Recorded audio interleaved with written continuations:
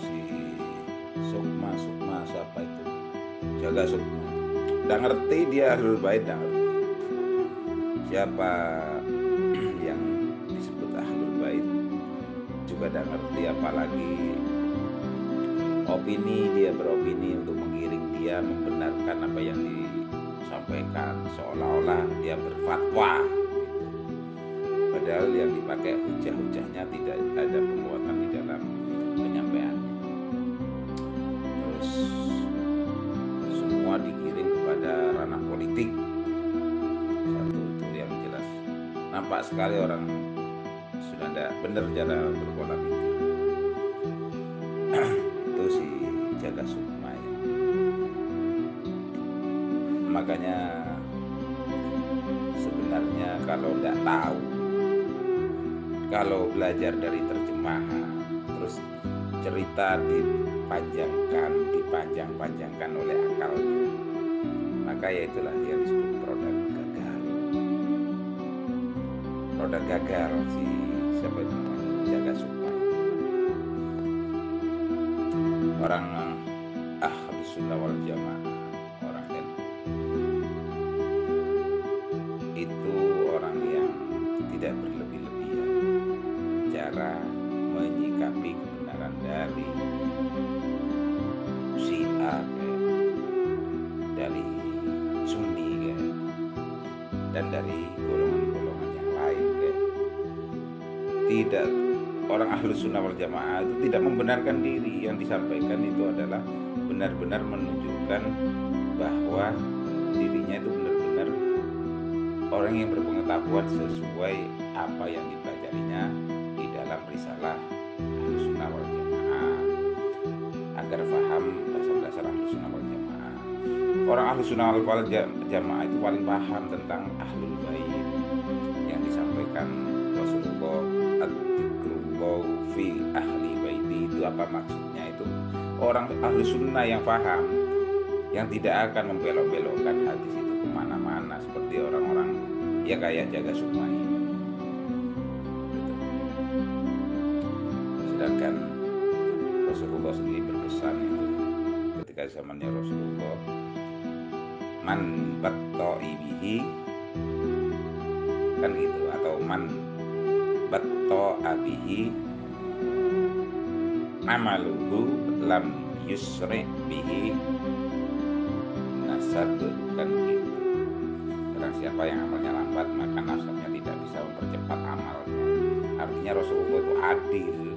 Ketika zamannya ahli baiti, zaman ahli keluarganya beliau itu zaman dulu sudah dinasihatin seperti itu, artinya keadilan seorang rasul, seorang nabi, dan seorang sebelum diangkat jadi rasul juga diberi kedudukan juga hamba.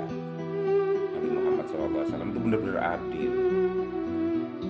Nah, orang sekarang berlebih-lebihan, kayak si A itu berlebih-lebihan cara menyikapi hadis, semua hadis sudah tahu, cara menyikapi ayat juga sudah tahu.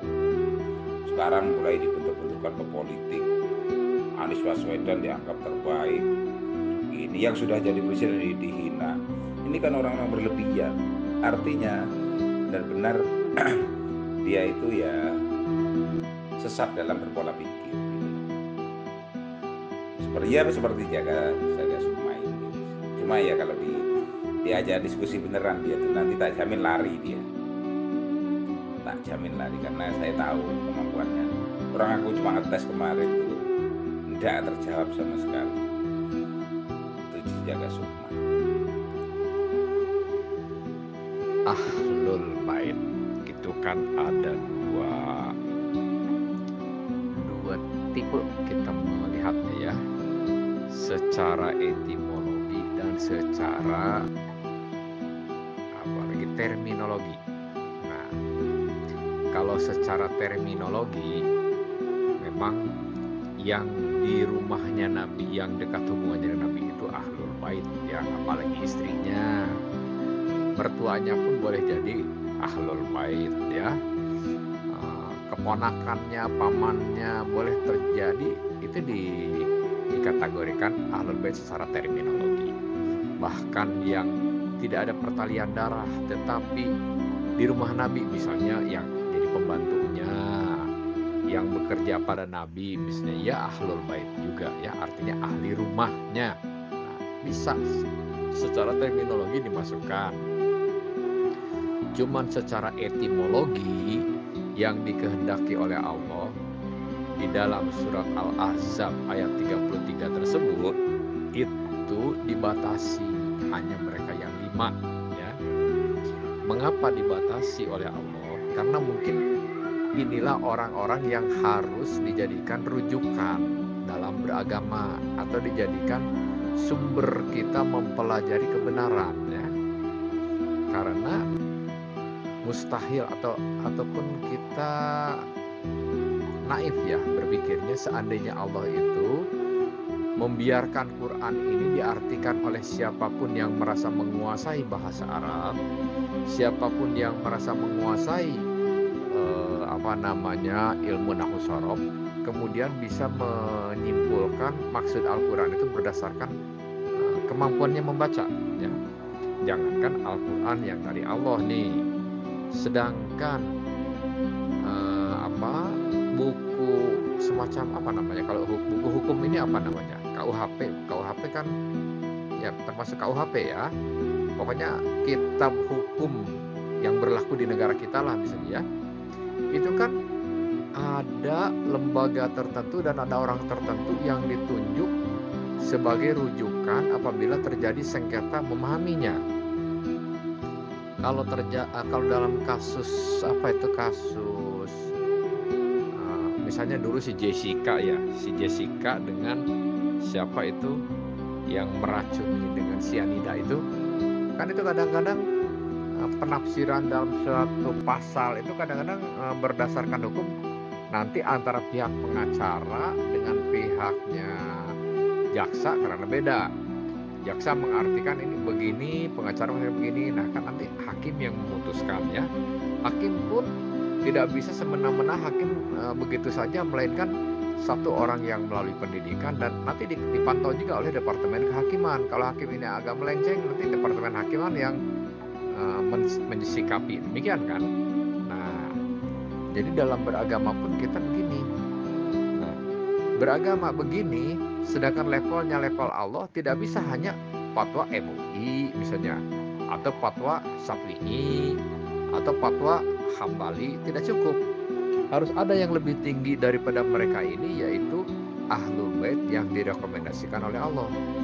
Rekomendasi oleh Allah tentu dari awalnya, dari orang yang pertama oleh Allah dikirim itu dari Nabi Muhammad. Maka Nabi Muhammad lah yang merekomendasikan mereka Ahlul Bait ini.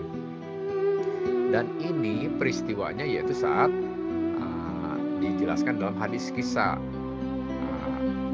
Aisyah sendiri pernah mengalaminya. Peristiwa hadis kisah ini dialami oleh Aisyah juga oleh Ummu Salamah ya. Dan Ummu Salamah mengklaim justru ayat tersebut turunnya itu di rumahku katanya ya. Jadi saat Nabi itu dengan kain kisahnya, kain selimut produksi Yaman zaman itu ya, kemudian dikerubungkan atau diselimutkan. Saat itu yang diselimutkan itu ya Imam Ali, Fatimah putrinya Nabi, Imam Hasan dan Imam Husain. Kemudian Nabi menyebutkan ayat tersebut, ada Ahlul Baiti kata Nabi ya. Nabi menyebutkan dahulu ada Ahlul Bait, bukan ayat nih. Ya itu hanya hadis Nabi saja. Kemudian ayat turun, Nabi menjelaskan, innama, itu dari Allah ya, innama yuridullahu liyudhiba ankum rizza ahlal bait, dan disebutkan ahlal baitnya wa yutahhirakum tathira. Jadi Ummu Salamah sendiri kan meminta ana min ahlul alastu min ahlul bait ya Rasulullah, bukankah aku pun termasuk ahlul bait ya Rasulullah, kata Ummu Salamah. Ummu Salamah kan istri Nabi ya, dan itu di rumahnya kejadian itu. Jadi sangat berhak Ummu Salamah kalau bergabung, tapi Nabi ternyata menolak. Kata Nabi, anti ala makani, kau tetap di tempatmu. Anti alayal khair, kau itu baik, ya. Anti min azwaji Rasulillah, kau itu bagian dari istri-istrinya Nabi. Nah, Ummu Salamah yang merupakan istri Nabi, yang sedemikian terhormat posisinya dan sangat disayang oleh Nabi ya di antara istri-istrinya, nggak ada kesalahan, nggak pernah ada cerita kesalahan Ummu Salamah ini ya sebagai istri Nabi selain Khadijah. Khadijah kan udah wafat di masa berikutnya ini ya. Jadi Khadijah masa udah wafat zaman dahulu, apa itu sebelum apa ya, mungkin tidak jauh dengan saat pernikahannya Imam Ali dengan Fatimah ini ya. Nah, jadi Ummu Salamah sudah waktu yang kemudiannya. Nah, sama kalau Khadijah istri yang mulia tidak baiklah gitu ya, Ummu Salamah pun istri yang mulia baik juga. Nah, sama-sama mulia dan baiknya ini ditolak oleh Nabi, terutama untuk Ummu Salamah ya. Karena kan Khadijah mah sudah nggak ada, sudah meninggal ya. Ini Ummu Salamah ditolak oleh Nabi. Tidak, kau tetap di tempatmu, kata Nabi. Ini menunjukkan bahwa Ahlul Bait ini secara etimologi atau secara khusus hanya orang-orang yang terpilih ya. Mengapa orang-orang terpilih? Karena mereka itu disucikan, liudhiba, dihilangkan ankum dari kamu sekalian ini. Kalau kum ini kan menandakan ada laki-laki dan perempuan ya. Kalau kunna hanya perempuan saja ya. Kalau anka ya berarti laki-laki saja satu ya. Nah, jadi kalau ankum ini ada laki-laki dan perempuannya, ada Nabi, ada Imam Hasan, Imam Husain, Imam Ali, dan ada Fatimah juga. Nah, Allah menghendaki menghilangkan kepada Ahlul Bait ini, maksudnya mereka lah yang menjadi sumber rujukan tertinggi atau yang paling direkomendasikan beragama ini kalau kita ini terbentur pada satu pemahaman yang berselisih ya. Fa'in tanaza'tum bisyai'in farudduhu ilallahi wa rasulihi. Nah, kalau kita terbentur pada suatu perselisihan pemahaman atau sengketa gitu, nah kita kembalinya kepada Allah dan Rasul. Nah, Allah dan Rasul ini ada juga keterangan yang lain, fas'alu ahlu dzikri ya, tanyalah kepada ahli dzikir. Jadi siapa ahli dzikir di sini? Ahli dzikir di sini bukan berarti ahli senantiasa berzikir pada Allah, itu pun ya ahli dzikir juga, tapi ahli dzikir di sini yang dimaksud siapa? Mereka inilah Ahlul Bait ini yang mempunyai reputasi ya, mempunyai predikat sebagai ahli dzikir. Jadi mereka tempat rujukan bertanya. Nah, makanya memahami agama pun supaya kita tidak sesat, kita harus mengikuti ini. Di mana Nabi dalam hadis hadis lain ya, Nabi kan menjelaskan itu ya, hadis yang dalam kitab Sawaikum Muhriqoh kalau tidak salah, dan kitab lagi Musnad Musnad Ibnu Hambal ya, Hambali ya. Nah, itu dalam Musnad Hambal ini itu kan diterangkan bahwa supaya tidak tersesat ini, kita ini harus mengacu untuk mencari sumber kepada Ahlul Bait, yaitu yang sebagai itrah. Itrah ini kan keturunannya dari Ahlul Bait ya. Nah itu dimana ini tarokun, kata Nabi, aku tinggalkan kepada kalian ini tarokun fikum amroin, dua hal yang berat ya. Amrokun khalifata ini dua hal yang berat, itu kitabillah hablum mamdudun baina sama'i wal ard, di kitab Allah itu tali antara langit dan bumi, wa itrati ahlul bait, dan itrahku. Itrahku ini yaitu penerusnya dari Ahlul Bait, keturunan dari Ahlul Bait ini kan itrah ini sampai Imam Mahdi ini. Wa itrah Ahlul Bait. Jadi itrah keturunan dari Ahlul Baitku. Ahlul Baitnya tadi itu yang dikait kisah, dan itrah ini keturunannya. Jadi itrah Ahlul Bait ini keturunannya dari Ahlul Baitku ya. Atau ya itrah itu ya Ahlul Bait itu sendiri gitu. Nah, wa itrati Ahlul Bait, jaminannya kata Nabi, lantadilu mata masaktum bihima, kamu tidak akan tersesat jika mengikuti kepada itrah ini. Maka untuk supaya kita tidak tersesat, Nabi sudah memberikan semacam definitifnya ya, ataupun semacam semacam perumusannya, yaitu kita harus memakai pedoman sumber itu dari Ahlul Bait. Nah, sekarang kok berubah? Yang dari Syafi'i, dari Hambali. Nah, ini boleh dari Syafi'i, dari Hambali pun, tapi selama kita lihat sesuai dengan pentakwilan para Ahlul Bait ini, ya, yang sudah dijamin oleh Nabi ini. Lantajiru mata masaktum bihima, kamu tidak akan tersesat kalau mengikuti keduanya, yaitu Quran dan itrah Ahlul Bait ini. Kalau Quran saja tanpa itrah, yaitu jadi mengartikan Al-Quran itu berbeda-beda ya, karena Quran ini tidak semuanya mampu dicerna walaupun oleh orang yang sangat menguasai nahwu sorof. Perlu lagi ada yang menjelaskan apa maksudnya, sehingga seperti abasa wa tawala diartikan Nabi bermuka masam. Nah, ini bahasa puitis yang diartikan ini peneguran Allah abasa wa tawala, walaupun yang ditegurnya Nabi Muhammad, tapi yang dimaksudnya bukan Nabi Muhammad, karena Nabi Muhammad itu tidak berperilaku demikian. Jadi abasa wa tawala, Nabi merengut, Nabi bermuka masam, Nabi berpaling dari Abdullah bin Umi Maktum ya. Bukan kelakuan Nabi, itu kelakuan tamu-tamunya Nabi yang saat itu sedang berbicara pada Nabi. Nabinya sendiri tidak demikian. Tapi yang ditegur kok Nabi sih? Ya nggak apa-apa, yang ditegurnya Nabi. Kan kita saja dalam kehidupan kita ada, itu kan istilahnya iltifat ya. Iltifat jadi pengalihan. Kita atau sindiran lah ya, sindiran. Iltifat itu sindiran. Kita saja dalam keseharian kadang-kadang bisa berperilaku demikian kok ya. Anak kita baik, anak orang nakal, tapi yang ditegur anak kita nggak menegur anak orang, tapi yang kita sindir kan anak orang. Enak, kamu jangan ribut, misalnya nih. Padahal anak kita baik, kok duduk di dalam rumah, yang ribut anak orang kok di halaman kita, tapi yang kita teriaki anak kita, ya, seolah-olah anak kita yang ribut. Ini kan sindiran, iltifat. Ya Allah pun boleh dong demikian. Yang ditegur oleh Allah Nabi Muhammad, tapi yang berperilaku itu bukan Nabi Muhammad. Bermuka masam segala macam itu bukan Nabi Muhammad. Jadi semua teguran kepada Nabi Muhammad itu sebenarnya menegur kepada yang berbuat demikian. Nah, ini kan tidak akan dipahami kalau tidak mempelajari dari sumber orang yang mendapat bimbingan dari Allah, yaitu para Ahlul Bait ini.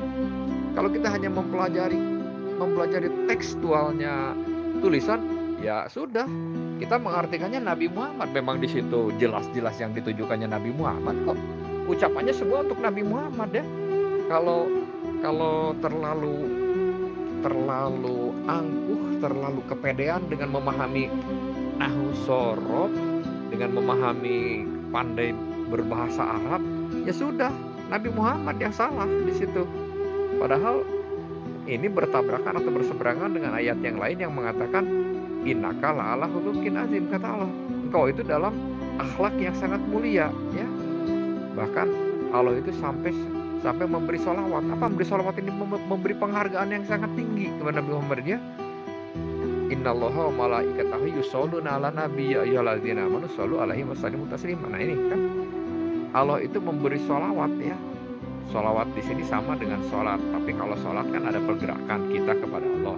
Kalau Allah kepada Nabi Muhammad itu bukan sholat seperti bersujud seperti kita kepada orang, tapi sholawat di situ, sholat di situ, solu di situ. Innallaha wa malaikatahu yusholluna 'alan nabi, solu di situ, sholat Allah kepada Nabi Muhammad itu memberi penghargaan yang sangat tinggi, menghormati kepada Nabi ini. Kenapa? Karena akhlak Nabi ini mulia. Nah, jadi kalau akhlak Nabi mulia ini kok dikatakan bermuka masam, ini kan nggak cocok ya, nggak sesuai, bertabrakan dengan ayat yang lain. Nah, ini yang tahunya siapa? Ahlul Bait. Maka kita belajar dari jalur Ahlul Bait. Ahlul Bait lah yang menerangkan awalnya, oh begini ternyata pemahaman agama maksudnya itu, kayak gitu. Kalau kita nggak belajar dari Ahlul Bait, nanti belajar dari bahasa saja, mentang-mentang mampu mempelajari atau mengerti bahasa Arabnya, ya mengartikannya nanti tekstual begitu, kaku akhirnya ya. Inilah yang diluruskan oleh pihak Syiah, bahwa beragama itu kita tidak terpaku pada kemampuan saja membaca, tapi kita juga harus mengikuti secara secara plotnya atau secara formatnya yang dikehendaki oleh Allah tersebut, ya. Yaitu Quran ini ada padanannya atau ada apa? Ada technical asistennya, ya.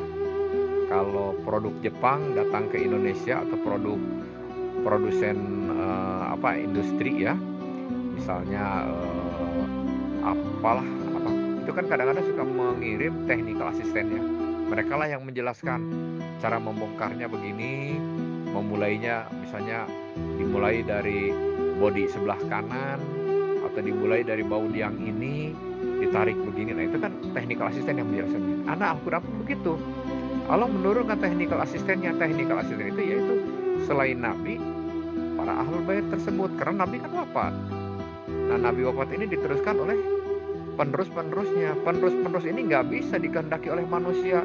Tidak, saya di aula Sakifah atau di Balai Irung Sakifah memutuskan Abu Bakar saja yang kita pilih, dilanjutkan Umar. Nggak bisa. Itu kan khilafah basariyah, khilafah pilihan manusia.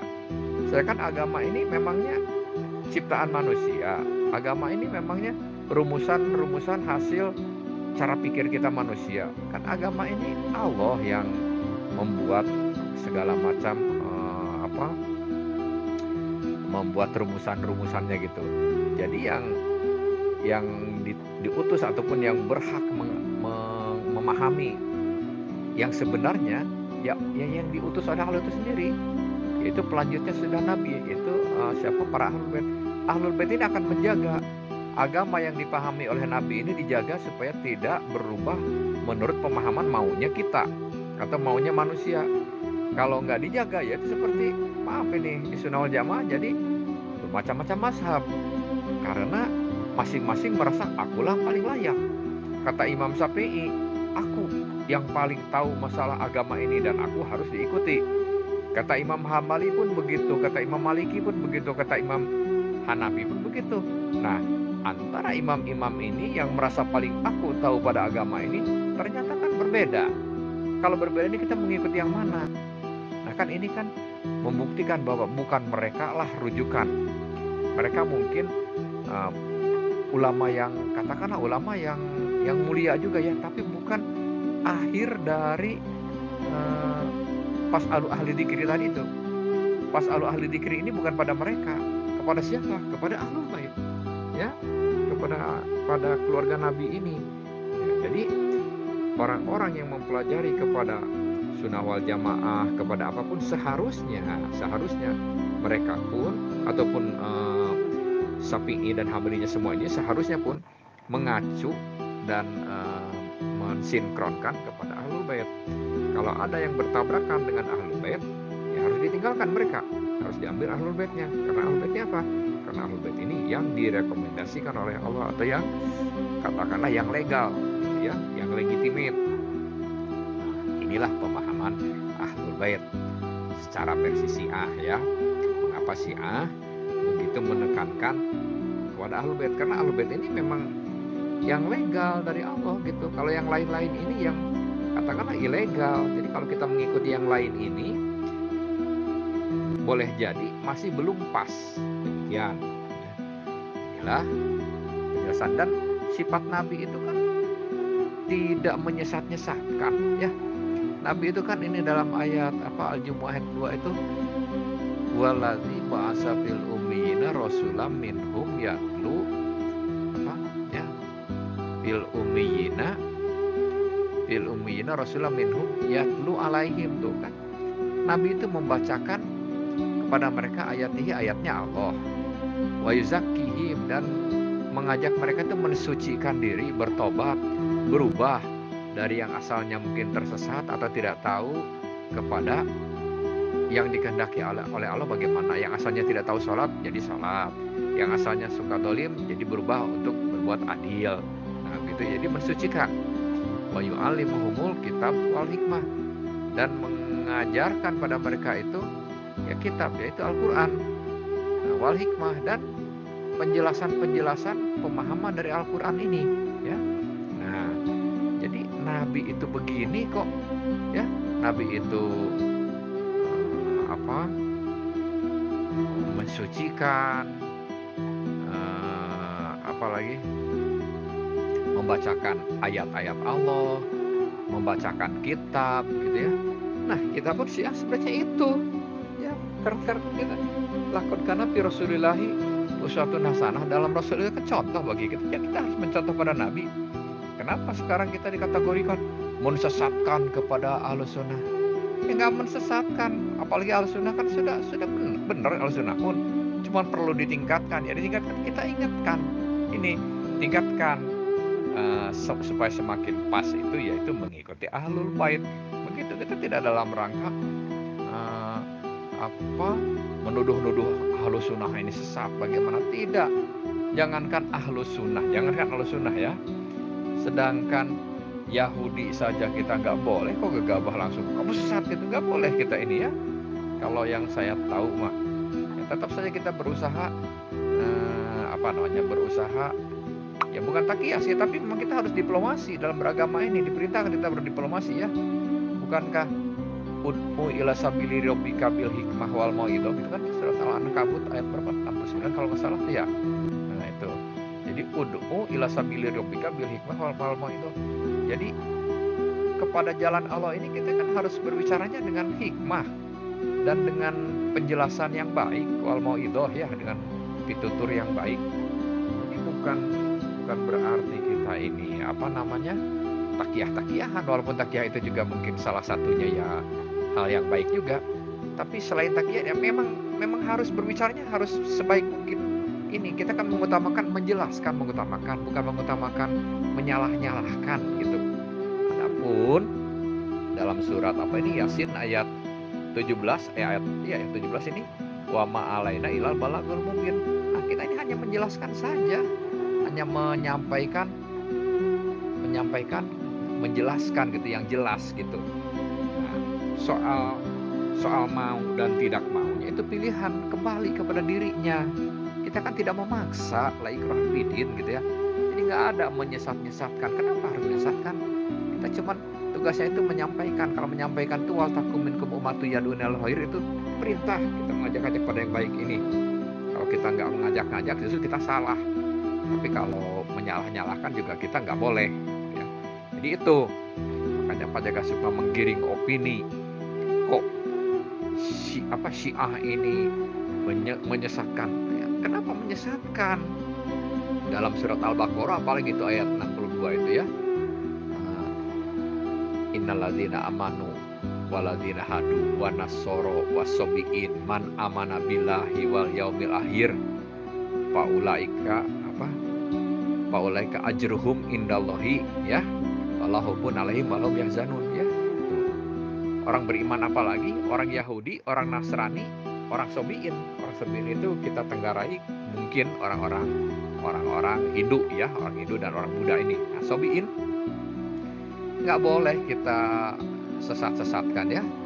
Man amana billahi wal yaumil akhir, barang siapa yang dari mereka itu yang percaya pada Allah dan hari akhirat, tetap Allah menghargai. Faulaika ajruhum indallah, Allah masih menilai pada mereka itu ada pahalanya bagi mereka di sisi Allah ya. Nah, tapi yaitu wa amilus sholihat, man amana billahi wa amilus sholihat, man amana billahi wal yaumil akhir wa amilus sholihat, dan beramal soleh. Jadi walaupun orang Yahudi, walaupun orang Nasrani, walaupun orang Sabi'in, kalau mereka bersikap baik, kita nggak boleh langsung menjelek-jelekan mereka. Kamu kafir, kamu apa? Tidak. Adapun kalau menjelaskan, itu tugas kita, siapapun kita harus menyampaikan, menjelaskan ya, menjelaskan yang baik ini, supaya itu tadi kita meniru Nabi wa yuzakihi, menjelaskan. Nah, jadi kalau dituduh kita menyesatkan, kita tidak menyesatkan. Kalau menyampaikan, mengucapkan, ya itu kan tuntutan amanat. Kalau kita tidak demikian, ya salah juga. Begitulah ya yang saya tahu, yang di Syiah, dan diperintahkan kita mencontoh Nabi, dan Nabi itu berperilaku demikian ya. Jadi bukan disesatkan, cuma menjelaskan dan memberitahukan. Karena kalau menjelaskan, memberitahukan ini Kalau tidak disampaikan, sama saja kita menyembunyikan amanat.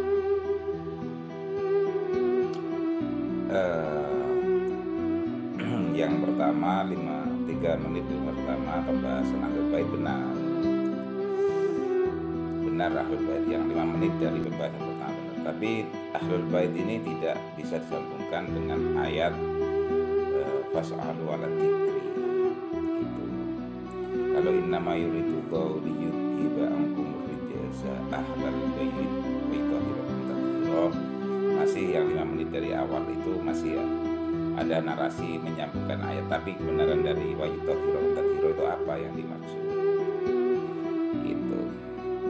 Karena ahlul bait itu memang ahli rumah. Dan sudah itu kan sudah putus setelah Rasulullah wafat. Tapi mereka mantan-mantan ahlul bait yang mengembangkan, yang terus menceritakan kebenaran-kebenaran yang disampaikan Rasulullah, itu semakin menguatkan bahwa mereka pernah menjadi keluarga ahlul bait. Jadi pernah satu rumah. Kalau fas'alu 'ala dzikri, bertanyalah kamu kepada orang yang ahli ingat. Dzikir itu maknanya ingat kepada Allah. Itu tentang kemuliaan seorang hamba atau kekasih Allah yang sudah dimuliakan sama Allah dengan kedudukan yang khos, yang disebut seperti waliyam mursyida, yang disebut dengan mursyidul kamil atau kamil mukamil. Ini hubungannya ayat fas'alu 'ala dzikri yang merujuk kepada khalaqul insan sifatur rahmah, makhluk manusia yang mulia yang bersifat belas kasih, yang bersifat penyayang seperti Rasulullah. Ini hubungannya fas'alu 'ala dzikri in kuntum la ta'lamun. Tidak boleh masalah ahlul bait ini tidak boleh digabungkan dengan ayat itu. Maka ini fatwa seperti itu, pengambilan ayat seperti itu tidak mendasar nanti gitu. Karena ahlul bait itu sudah terputus, sekarang ini cuma meneruskan cerita gitu loh. Apalagi banyak manusia-manusia yang sudah menyelewengkan bahwa saya ini bidati Rasulullah, saya bidati Rasulullah.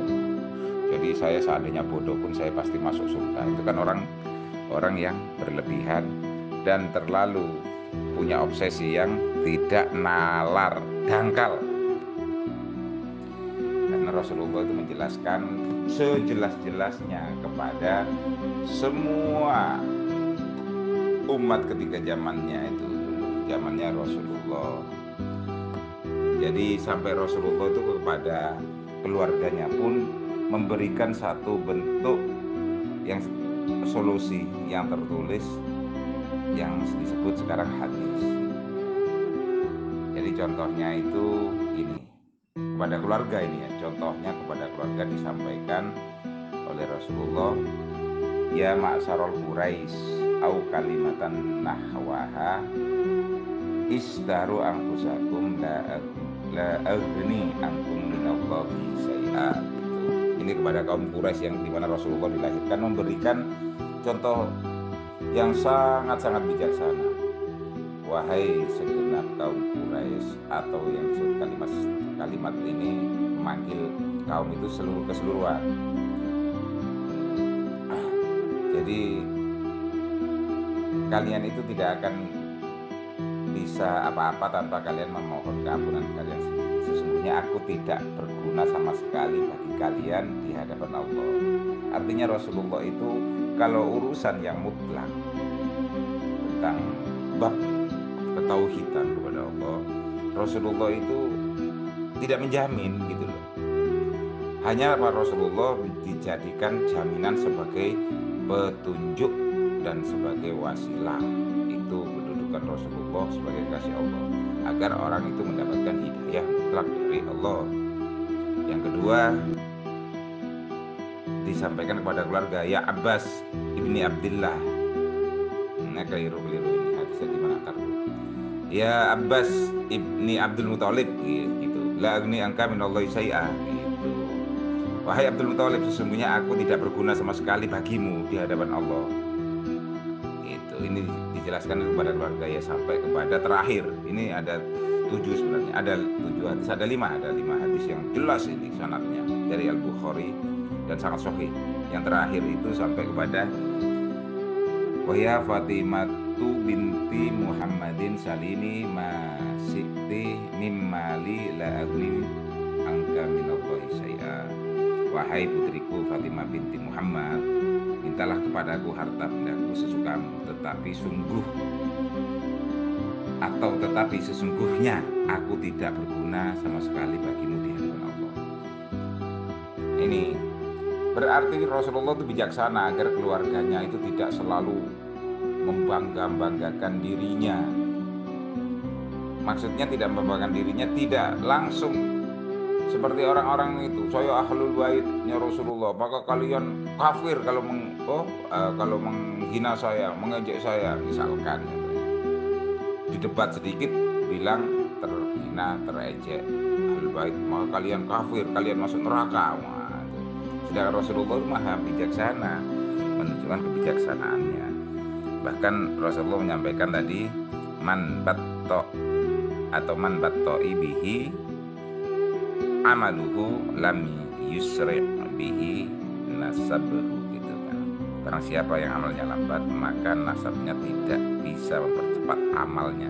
Ini kan kedudukan yang tertinggi Allah kepada Rasulullah yang diberikan gelar Sayyidul Wujud. Rasulullah ini kan kedudukan untuk menyampaikan kebenaran dari risalah yang disampaikan, ilmu yang disampaikan gitu. Jadi makanya orang ini satu-satunya yang bijaksana mencontoh dari sebab ya orang NU Nahdlatul Ulama, tidak berlebihan. Nah, untuk menyampaikan fas'al wala dzikri itu tidak ada hubungannya dengan ahlul bait gitu.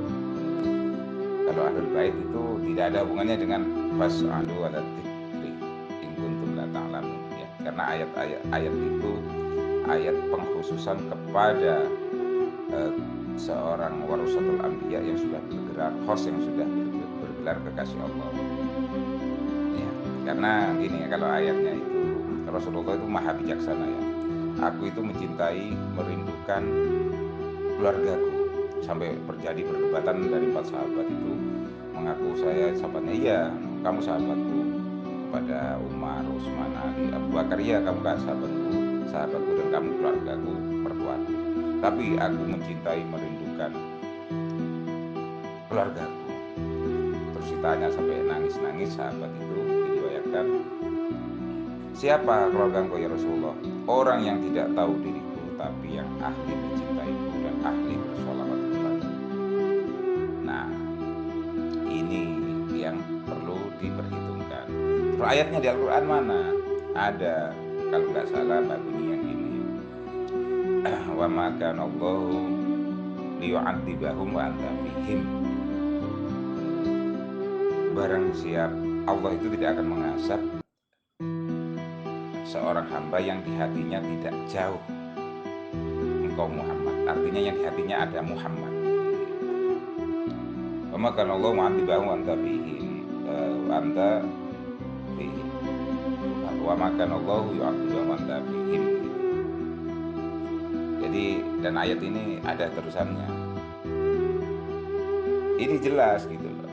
Jadi merujuk ke satu, kita itu kalau menarasikan, kita itu bukan ahli tafsir ya, bukan ahli hadis, bukan ahli, kita cuma bagian dari umat yang mempelajarinya dengan teliti dan benar, dengan hati-hati, beriktibar gitu loh. Setelah itu baru kita sampaikan.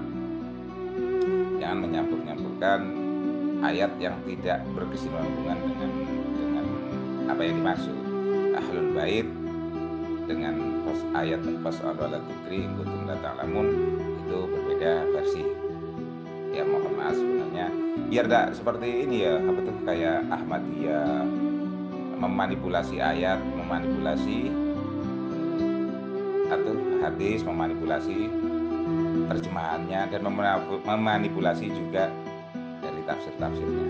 tidak paham ilmu tanbih, tidak paham ilmu tanzih, apalagi 8 syarat ya dari babul ma'ani, balago, mantek, bayan, dan nausorob dan sebagainya.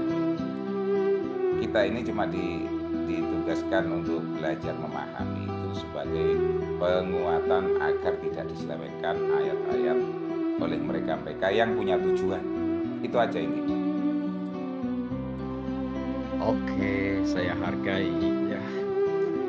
Jadi ayat fas'alu ahli dzikri jangan dikaitkan kepada ahlul bait ya. Oke, saya hargai. Cuman kalau kita sih memahaminya itu terkait ya. Nah, sekarang kalau tidak terkait nih, ada satu kritikan.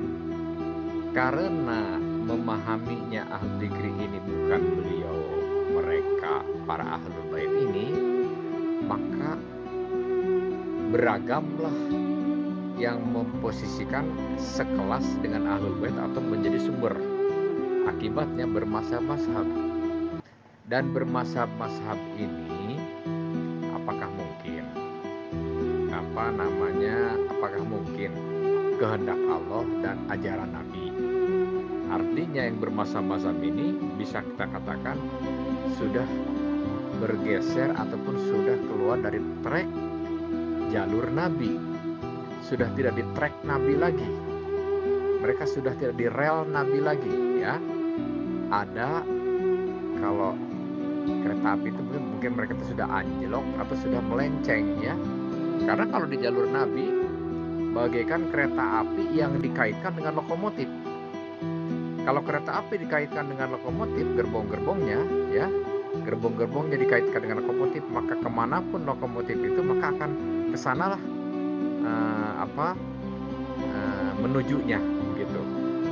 Tetapi kalau lokomotif yang tidak dikaitkan boleh jadi tertinggal atau dibawa oleh lokomotif yang lain ke arah yang tujuannya beda arah ya. Nah, jadi kalau fas'alu ahli dzikri tadi itu tidak dalam jalur yang sesuai dengan Nabi ya, dalam arti bukan para ahlul bait begitu, karena para ahlul bait ini bagaikan kalau kereta api ini terkait dengan Nabi ya, sedangkan kalau yang lain-lain itu tidak terkait dengan Nabi, maka pemahamannya bisa pas, bisa juga bergeser. Kalau kereta api lokomotif A membawa 8 gerbong misalnya, 8 gerbong yang terkait dengan lokomotif A ini pasti akan satu arah dengan lokomotif A tersebut ya, kepada tujuannya. Tetapi kalau lokomotif yang lain boleh jadi akan dibawa oleh kalau gerbongnya lain nih, boleh jadi akan dibawa oleh lokomotif yang lain, atau boleh jadi hanya ditinggal saja di tempat parkirannya ya, di stasiun di mana gitu, dia diam saja di situ, tidak bergerak, tidak ditarik kemanapun gitu. Nah, kesimpulannya kalau ahlul bait ini pasti akan sejalur sesuai dengan Nabi, tidak akan melenceng sedikit pun, karena mereka sudah dijamin dalam Al-Ahzab ayat 30 tersebut, mereka itu suci ya. Kalau suci itu seperti Nabi itu maksum, suci, tidak ada salahnya, mereka pun tidak ada salahnya. Nah, kalau yang lain, kalau kita mencari ahli dzikri itu yang lain, maka mereka tidak suci. Kemungkinan ada salahnya itu sangat berisiko. Akibatnya beragama ini jadi bermacam-macam corak. Ada mazhab Syafi'i, ada mazhab Hambali, dan mungkin ada mazhab lagi yang lebih banyak lagi mungkin yang tidak viral, yang tidak populer ya. Yang populer kan ini 4 nih, Syafi'i, Hambali. Nah, yang tidak populer mungkin banyak ya yang lain, yang akhirnya kejawen, yang akhirnya mengikuti kiai siapa, yang mengikuti Syekh Abdul Qadir Jailani lah atau siapa gitu ya.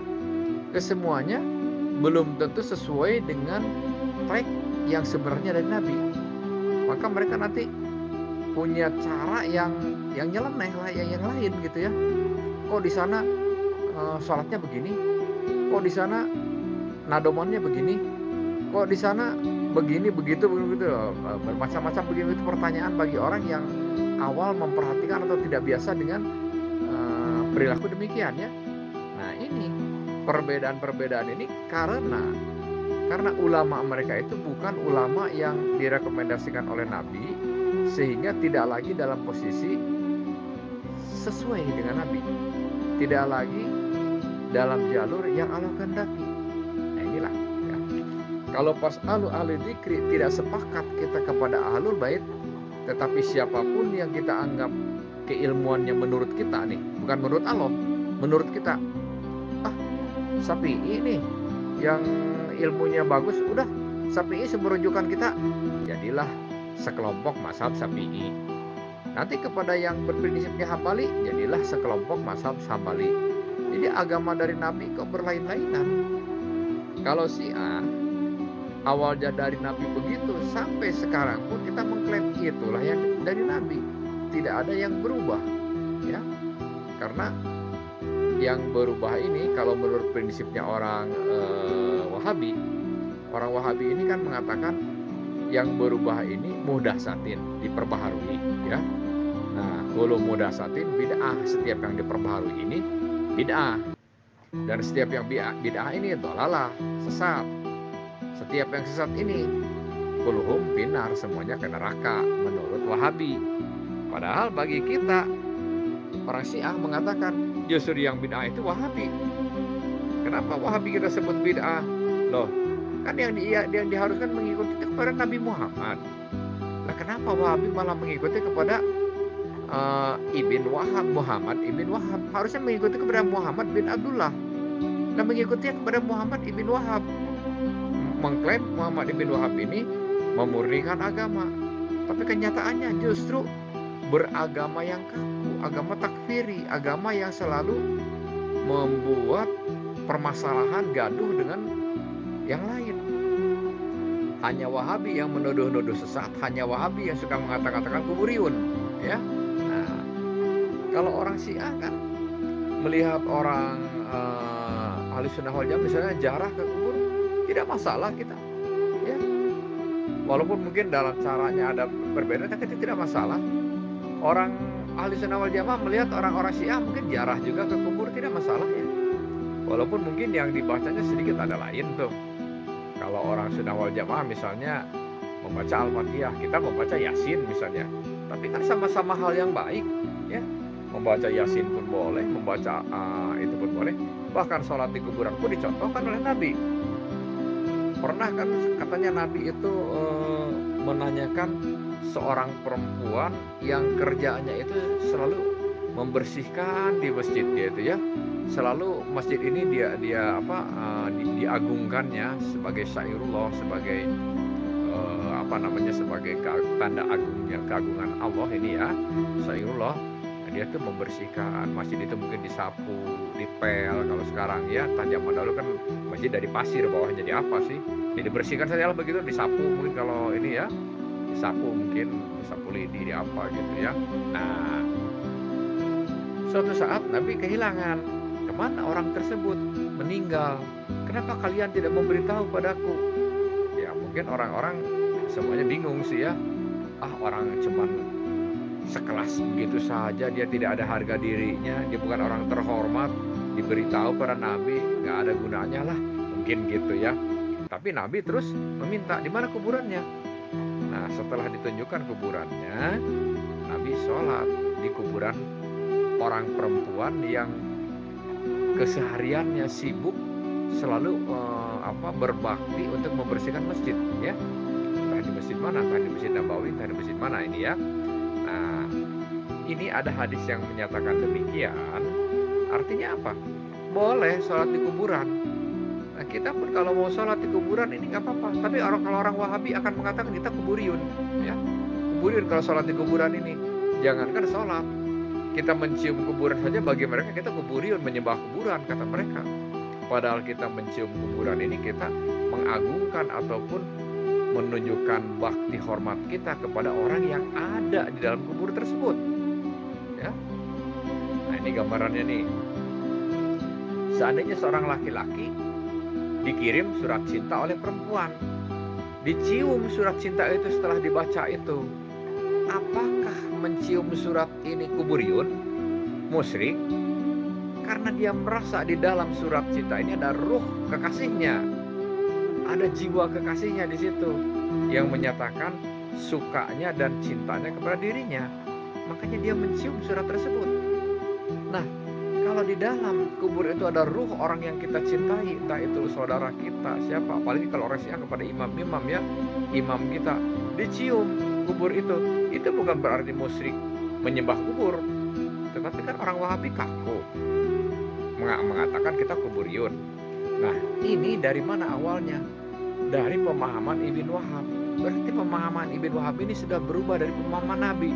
Nabi saja mensolati kok pada kuburan tadi orang yang di masjid itu tukang bersih-bersih, Nabi tidak tahu meninggalnya. Nah ini kok mencium saja kuburiyun katanya. Berarti mereka mengatakan memurnikan agama, justru mereka melencengkan agama. Nah ini apa? Ini akibat dari pas'alu ahli dzikrinya tadi bukan kepada ahlul bait Nabi, tapi pas'alu ahli dzikrinya kepada masing-masing menurut figur mereka. Nah, Wahabi figurnya kepada Ibn Wahab ya. Nah, yang lain-lain kepada masing-masing mazhabnya. Inilah akibat dari pas'alu ahli dzikri tadi dipisahkan dengan pemahaman bahwa ahlul bait inilah yang dijamin oleh Nabi, tarakun fikum amroin. Tidak akan tersesat kamu kalau mengikuti pada dua, yaitu kitab Allah dan itrah. Itrah itu ahlul bait. Nah, Nabi menyatakan tidak akan tersesat, artinya pas'alu ahli dzikri ini bagi Syiah kepada mereka, tapi tidak sepakat. Ya oke, silahkan. Saya sih menghargai kepada tidak kesetujuannya ya. Silahkan, karena kita kan tidak memaksa di sini. Kita hanya menjelaskan dan kita memberikan pemahaman. Kalau pas'alu ahli dzikri tidak diartikan kepada ahlul bait, itulah faktanya. Masing-masing punya pemahaman sendiri dan cara sendiri dalam mengaplikasikan ilmu Nabi. Kok berbeda-beda? Masa iya ilmu Nabi berbeda-beda? Oke, saya hargai ya. Jadi ayat pas'alu ahli dzikri jangan dikaitkan kepada ahlul bait ya. Oke, saya hargai. Cuman kalau kita Syiah sih memahaminya itu terkait ya. Nah, sekarang kalau tidak terkait nih, ada satu kritikan. Karena memahaminya ahli dzikri ini bukan beliau, mereka para ahlul bait ini, maka beragamlah yang memposisikan sekelas dengan ahlul bait atau menjadi sumber. Akibatnya bermazhab-mazhab. Dan bermazhab-mazhab ini apakah mungkin kehendak Allah dan ajaran Nabi? Artinya yang bermazhab-mazhab ini bisa kita katakan sudah bergeser ataupun sudah keluar dari trek jalur Nabi, sudah tidak di trek Nabi lagi, mereka sudah tidak di rel Nabi lagi ya. Ada kalau kereta api itu mungkin mereka itu sudah anjlok atau sudah melenceng ya. Karena kalau di jalur Nabi bagaikan kereta api yang dikaitkan dengan lokomotif. Kalau kereta api dikaitkan dengan lokomotif, gerbong-gerbongnya dikaitkan dengan lokomotif, maka kemanapun lokomotif itu maka akan kesanalah menujunya begitu. Tetapi kalau lokomotif yang tidak dikaitkan boleh jadi tertinggal atau dibawa oleh lokomotif yang lain ke arah yang tujuannya beda arah ya. Nah, jadi kalau pas'alu ahli dzikri tadi itu tidak dalam jalur yang sesuai dengan Nabi ya, dalam arti bukan para ahlul bait begitu, karena para ahlul bait ini bagaikan kalau kereta api ini terkait dengan Nabi ya, sedangkan kalau yang lain-lain itu tidak terkait dengan Nabi, maka pemahamannya bisa pas, bisa juga bergeser. Kalau kereta api lokomotif A membawa 8 gerbong misalnya, 8 gerbong yang terkait dengan lokomotif A ini pasti akan satu arah dengan lokomotif A tersebut ya kepada tujuannya. Tetapi kalau lokomotif yang lain boleh jadi akan dibawa oleh kalau gerbongnya lain nih, boleh jadi akan dibawa oleh lokomotif yang lain, atau boleh jadi hanya ditinggal saja di tempat parkirannya, ya, di stasiun di mana gitu, dia diam saja di situ, tidak bergerak, tidak ditarik kemanapun gitu. Nah, kesimpulannya, kalau Ahlul Bait ini pasti akan sejalur sesuai dengan Nabi, tidak akan melenceng sedikit pun, karena mereka sudah dijamin dalam Al-Ahzab ayat 30 tersebut, mereka itu suci, ya. Kalau suci itu seperti Nabi. Nabi itu maksum, suci, tidak ada salahnya. Mereka pun tidak ada salahnya. Nah, kalau yang lain, kalau kita mencari ahli dzikri itu yang lain, maka mereka tidak suci. Kemungkinan ada salahnya itu sangat berisiko. Akibatnya, beragama ini jadi bermacam-macam corak. Ada mazhab Syafi'i, ada mazhab Hambali, dan mungkin ada mazhab lagi yang lebih banyak lagi, mungkin yang tidak viral, yang tidak populer ya. Yang populer kan ini 4 nih, Syafi'i, Hambali. Nah, yang tidak populer mungkin banyak ya yang lain, yang akhirnya kejawen, yang akhirnya mengikuti kiai siapa, yang mengikuti Syekh Abdul Qadir Jailani lah, atau siapa gitu ya. Kesemuanya belum tentu sesuai dengan track yang sebenarnya dari Nabi. Maka mereka nanti punya cara yang nyeleneh lah, yang lain gitu ya. Kok di sana sholatnya begini, kok di sana nadomannya begini, kok di sana begini begitu begitu, bermacam-macam begini. Itu pertanyaan bagi orang yang awal memperhatikan atau tidak biasa dengan perilaku demikian ya. Nah, ini perbedaan-perbedaan ini karena ulama mereka itu bukan ulama yang direkomendasikan oleh Nabi, sehingga tidak lagi dalam posisi sesuai dengan Nabi, tidak lagi dalam jalur yang Allah kehendaki. Nah, inilah ya. Kalau pas ahli dzikri tidak sepakat kita kepada Ahlul Bait, tetapi siapapun yang kita anggap keilmuannya menurut kita nih, bukan menurut Allah, menurut kita, Syafi'i nih yang ilmunya bagus, udah Syafi'i semerujukan kita, jadilah sekelompok mazhab Syafi'i. Nanti kepada yang berprinsipnya Hambali, jadilah sekelompok mazhab Hambali. Jadi agama dari Nabi kok berlain-lainan. Kalau Syiah awalnya dari Nabi begitu, sampai sekarang pun kita mengklaim itulah yang dari Nabi, tidak ada yang berubah ya.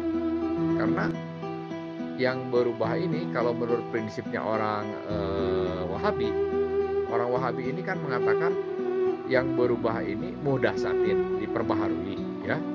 Nah, kalau muhdatsatin bid'ah, setiap yang diperbaharui ini bid'ah, dan setiap yang bid'ah ini dhalalah, sesat. Setiap yang sesat ini kulhum finnar, semuanya ke neraka menurut Wahabi. Padahal bagi kita orang Syiah mengatakan justru yang bid'ah itu Wahabi. Kenapa Wahabi kita sebut bid'ah? Loh, kan yang diharuskan mengikuti itu kepada Nabi Muhammad. Lah, kenapa Wahabi malah mengikuti kepada Ibn Wahab, Muhammad Ibn Wahab? Harusnya mengikuti kepada Muhammad bin Abdullah. Lah, mengikuti kepada Muhammad Ibn Wahab, mengklaim Muhammad Ibn Wahab ini memurnikan agama. Tapi kenyataannya justru beragama yang kaku, agama takfiri, agama yang selalu membuat permasalahan gaduh dengan yang lain. Hanya Wahabi yang menuduh-nuduh sesat, hanya Wahabi yang suka mengatakan kuburiyun ya. Nah, kalau orang Syiah kan melihat orang ahli sunnah wal jamaah misalnya ziarah ke kubur, tidak masalah kita ya. Walaupun mungkin dalam caranya ada perbedaan, tapi itu tidak masalah. Orang ahli sunnah wal jamaah melihat orang-orang Syiah mungkin ziarah juga ke kubur, tidak masalah ya. Walaupun mungkin yang dibacanya sedikit ada lain tuh. Kalau orang sunnah wal jamaah misalnya membaca Al-Fatihah, kita membaca Yasin misalnya, tapi kan sama-sama hal yang baik ya. Membaca Yasin pun boleh, membaca itu pun boleh. Bahkan sholat di kuburan pun dicontohkan oleh Nabi. Pernah kan katanya Nabi itu menanyakan seorang perempuan yang kerjaannya itu selalu membersihkan di masjid dia itu ya. selalu masjid ini dia dia apa, diagungkannya sebagai syairullah, sebagai, apa namanya, sebagai tanda agungnya keagungan Allah ini ya, syairullah. Dia tuh membersihkan masjid itu, mungkin disapu, dipel kalau sekarang ya, entah zaman dahulu kan masjid dari pasir bawah jadi apa sih, ya dibersihkan sajalah begitu, disapu mungkin kalau ini ya, disapu mungkin, disapu lidi, di apa gitu ya. Nah, suatu saat Nabi kehilangan. Kemana orang tersebut? Meninggal. Kenapa kalian tidak memberitahu padaku? Ya mungkin orang-orang semuanya bingung sih ya. Ah, orang cuman sekelas begitu saja, dia tidak ada harga dirinya, dia bukan orang terhormat, diberitahu para nabi, nggak ada gunanya lah. Mungkin gitu ya. Tapi Nabi terus meminta, di mana kuburannya? Nah, setelah ditunjukkan kuburannya, Nabi sholat di kuburan orang perempuan yang kesehariannya sibuk selalu, berbakti untuk membersihkan masjid ya. Entah di masjid mana, entah di Masjid Nabawi, entah di masjid mana ini ya. Nah, ini ada hadis yang menyatakan demikian, artinya apa? Boleh sholat di kuburan. Nah, kita pun kalau mau sholat di kuburan ini nggak apa-apa, tapi kalau orang Wahabi akan mengatakan kita kuburiyun ya. Kuburiyun kalau sholat di kuburan ini. Jangankan sholat, kita mencium kuburan saja bagi mereka kita kuburiyun, menyembah kuburan kata mereka. Padahal kita mencium kuburan ini kita mengagungkan ataupun menunjukkan bakti hormat kita kepada orang yang ada di dalam kubur tersebut. Ya. Nah, ini gambarannya nih. Seandainya seorang laki-laki dikirim surat cinta oleh perempuan, dicium surat cinta itu setelah dibaca itu, apakah mencium surat ini kuburiyun, musyrik? Karena dia merasa di dalam surat cinta ini ada ruh kekasihnya, ada jiwa kekasihnya di situ yang menyatakan sukanya dan cintanya kepada dirinya. Makanya dia mencium surat tersebut. Nah, kalau di dalam kubur itu ada ruh orang yang kita cintai, entah itu saudara kita, siapa, apalagi kalau orang Syiah kepada imam-imam ya, imam kita, dicium kubur itu bukan berarti musyrik menyembah kubur, tetapi kan orang Wahabi kaku mengatakan kita kuburiyun. Nah, ini dari mana awalnya? Dari pemahaman Ibn Wahab. Berarti pemahaman Ibn Wahab ini sudah berubah dari pemahaman Nabi. Nabi saja mensolati kok pada kuburan tadi orang yang di masjid itu tukang bersih-bersih, Nabi tidak tahu meninggalnya. Nah, ini kok mencium saja kuburiyun katanya. Berarti mereka mengatakan memurnikan agama, justru mereka melencengkan agama. Nah, ini apa? Ini akibat dari pas'alu ahli dzikirnya tadi bukan kepada ahlul bait Nabi, tapi pas'alu ahli dzikirnya kepada masing-masing menurut figur mereka. Nah, Wahabi figurnya kepada Ibn Wahab ya. Nah, yang lain-lain kepada masing-masing mazhabnya. Inilah akibat dari pas'alu ahli dzikir tadi dipisahkan dengan pemahaman bahwa ahlul bait inilah yang dijamin oleh Nabi, tarakun fikum amroin. Tidak akan tersesat kamu kalau mengikuti pada dua, yaitu kitab Allah dan itrah. Itrah itu ahlul bait. Nah, Nabi menyatakan tidak akan tersesat, artinya pas'alu ahli dzikri ini bagi Syiah kepada mereka, tapi tidak sepakat. Ya oke, silahkan. Saya sih menghargai kepada tidak kesetujuannya ya. Silahkan, karena kita kan tidak memaksa di sini. Kita hanya menjelaskan dan kita memberikan pemahaman. Kalau pas'alu ahli dzikri tidak diartikan kepada ahlul bait, itulah faktanya. Masing-masing punya pemahaman sendiri dan cara sendiri dalam mengaplikasikan ilmu Nabi. Kok berbeda-beda? Masa iya ilmu Nabi berbeda-beda?